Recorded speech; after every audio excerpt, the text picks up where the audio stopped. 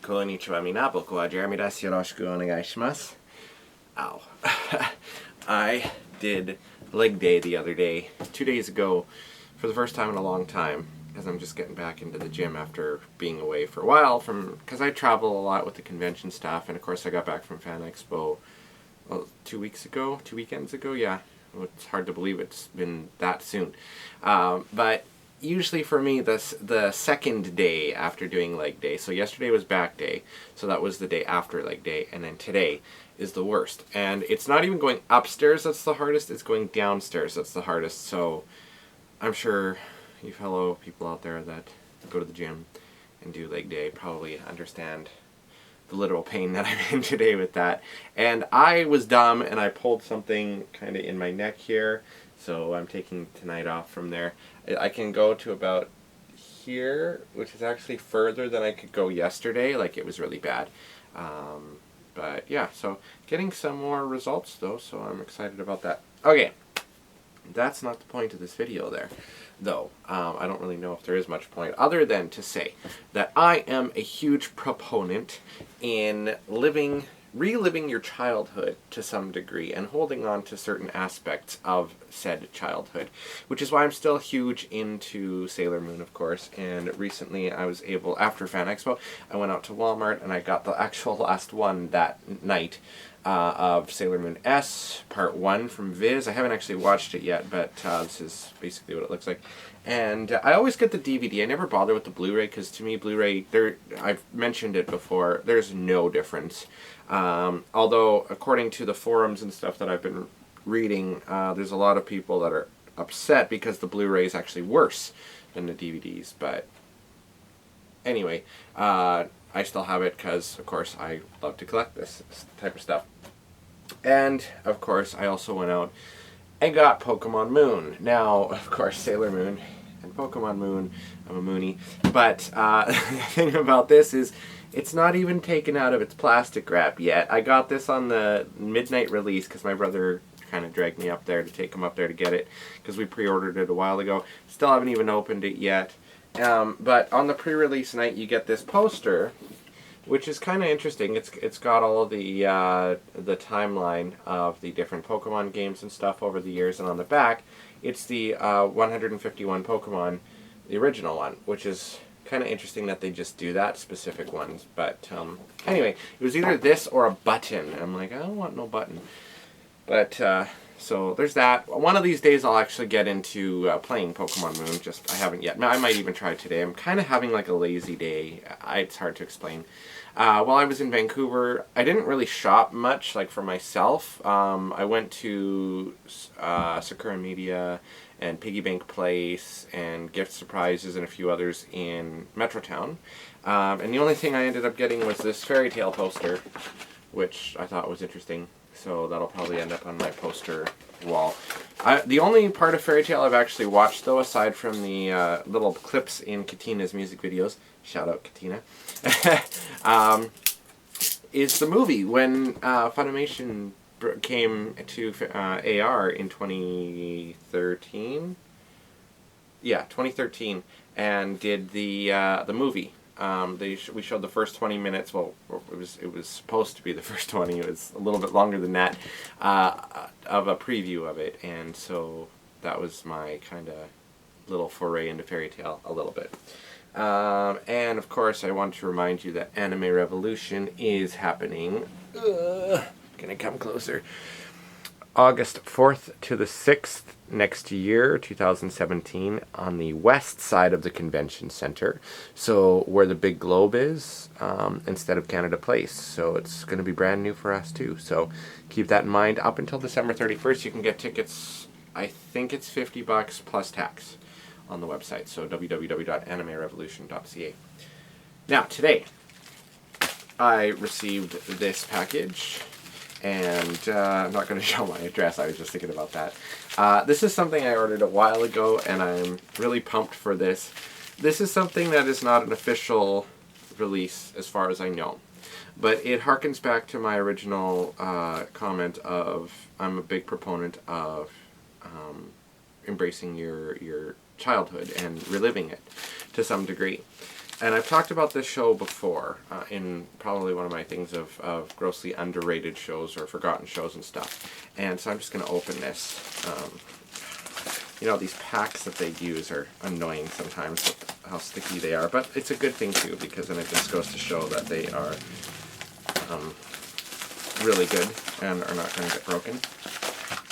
So, there's a kid's show I used to watch, and I still watch from time to time, honestly, and I found it on YouTube, but I found this really great site that has these all the episodes of the entire series on DVD for like $35 or something, and the show I'm talking about is called Today's Special. Now, Today's Special, let's see if it'll actually, there we go. Today's Special is about a store. And it was filmed in Toronto at the Eaton Centre at the time. And I mentioned that I got to go to the mall, and when I was in Toronto filming my episode of Zoinked. It's about this store, and at nighttime there's a display artist named Jody, and there's a mannequin named Jeff that comes to life, and a mouse named Muffy that rhymes, and a night watchman named Sam. And then Mrs. Pennypacker is in the stockroom, and there's a computer named TXL, and Penelope the cat, and the mime lady, and all this stuff. And I loved this show, and Treehouse had it for a while, and I think Nickelodeon had it for a while, and it was shown all over the place. I grew up watching it in Alberta back in the 80s and 90s, around the time that it originally filmed. And I was born in 83, and I believe the first episodes were done in 83? Maybe 81, somewhere around there. So it ran through most of the 80s, and I think it finished just around the 90s. And it was an amazing series. It was a great kids show. They tackled things, not just dumbing down things to a kid's level, but it was interactive, and they also touched on things like alcoholism. What kids shows do that nowadays, like legit kid shows? So I love going back and watching these types of things, and just to have this in my collection now, and to be able to go back and watch them, and like I said, these are not official by any means, and the description even said that they're going to be like commercials and stuff in there, but that makes it even better because I might see some older 80s and 90s commercials to bring back the nostalgia, and I love that. And I think in this day and age, to be reminded of the nostalgia and how simpler times were sometimes keeps you grounded to some degree, and I really appreciate that. And I like getting lost in fantasy and things like that too. So anyway, I'm excited, and I wanted to share that with you guys because it's kind of special to me. And hopefully I'll be doing some more videos and stuff soon. I really want to clean up my room again because it's a disaster area.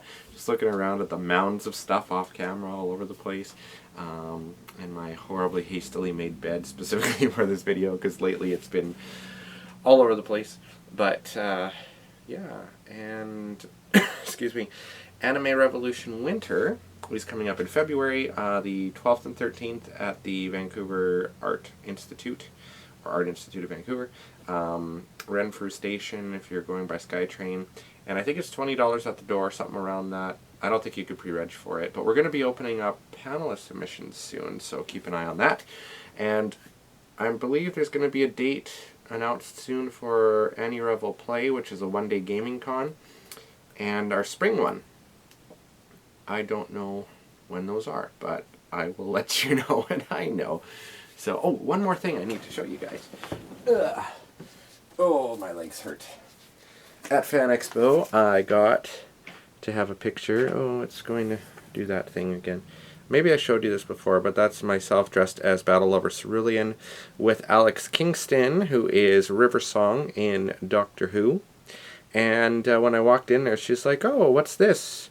Or what are you supposed to be?" So I was explaining to her that I'm a magical boy from the show, Cute High Earth Defense Club Love. And she's like, "Oh, let's do something with this." So she grabbed onto the magical rod there, and that my friend Ashley slaved over to make for me. So I'm really appreciative of that.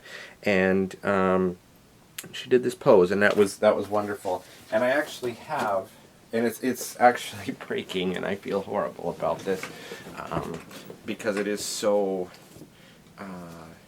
tender.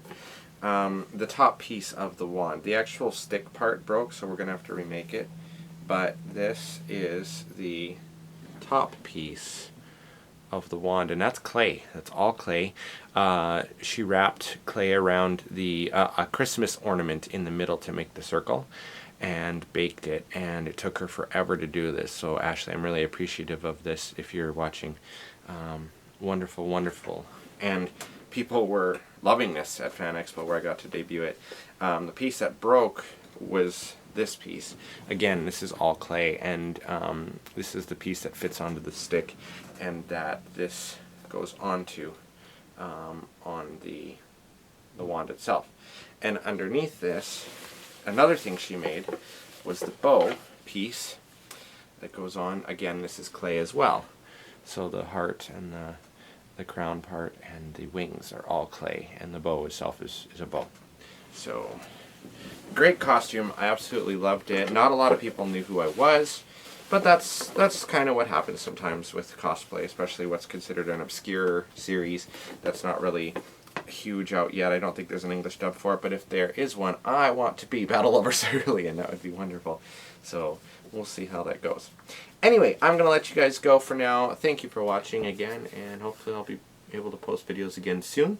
I'd like to start doing some a cappella stuff, excuse me, as I cough, and strengthening my singing stuff again too, and hopefully go from there. So I will see you guys later, and have a wonderful day. Bye-bye.